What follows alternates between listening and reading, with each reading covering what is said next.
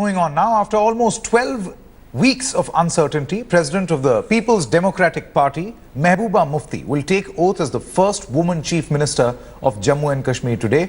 Governor N.N. Vora will administer oath of office to 56-year-old Mehbooba, who will be the 13th Chief Minister of the state. Mehbooba Mufti has invited former Chief Minister Omar Abdullah and Farooq Abdullah to attend the swearing in Jammu. Congress party, meanwhile, has boycotted this event, terming the PDP-BJP coalition as an unholy alliance. Sources in the PDP said that there won't be any change in the team that was sworn in along with Mufti Muhammad Saeed in March last year. There is likely to be no change in the portfolios worked out by the two parties last year.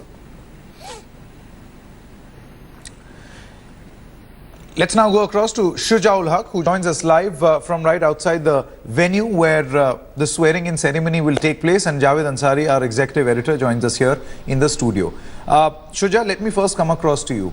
For the past 3 months, there has been a single question every day that we keep asking you: what are those terms and conditions on the basis of which the PDP and BJP can get together? What was the point of conflict? Then arrived a situation when Mehbooba Mufti met the Prime Minister and said she's satisfied, and to this day where we are going to see the first woman Chief Minister of Jammu and Kashmir, Mehbooba Mufti.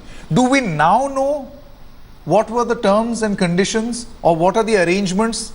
Because from what appears from your report, it's so clear that nothing seems to have changed. It's exactly the way it was. That's right, Sanket. In fact, that's a question that almost everybody, has in his mind. What were those terms and conditions? What were those, questions that Mehbooba Mufti was putting forward to the BJP? In these last 3 months, what exactly has changed? That is something that everybody is asking her, and everybody is would be asking, the Council of Ministers that would be sworn in today. The fact that Mehbooba Mufti, after the demise of her father, had come out and very categorically, in fact, said here at this very venue after meeting the governor that, she would want the centre to come forward with some confidence-building measures for the state of Jammu and Kashmir before she takes the, oath and, takes the charge of this high office. And it is almost 12 weeks. Nothing has changed. The only thing that seems to have changed is that she was granted a meeting with the Prime Minister. And after that meeting, her lines, her words completely changed. She seemed to be very positive. We still don't know what transpired, whether there was a deal that was struck at all, or whether she succumbed to the pressure, both internal as well as external, and she finally had to give in. All these things will only perhaps remain a mystery. No, it is, Shuja, it is still none of her party members, at least, not her. Absolutely. Let's get in Javed's perspective here. Who has actually surrendered? Who has gone on, on the back foot? Who is taking the lead here in this alliance? Nobody knows. It's baffling. It's mind-boggling at this moment. What were those terms and conditions that, first of all, were taken objection to and then agreed upon?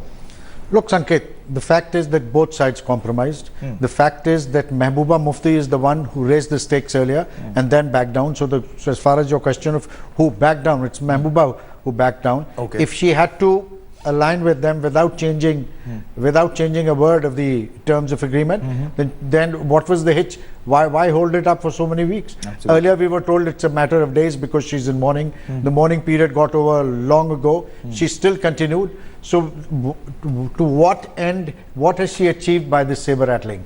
We don't know. We'll only know once the rubber hits the road, once she's sworn in and the government starts running. But the fact is, to all, from all sources, whatever we gather is that little has changed. And if little has changed, then what was all this hullabaloo about? Absolutely, absolutely. 11 a.m. is when that swearing in is going to take place. Politically relevant because the only positive perhaps over here is that Jammu and Kashmir is all set to get its first woman Chief Minister.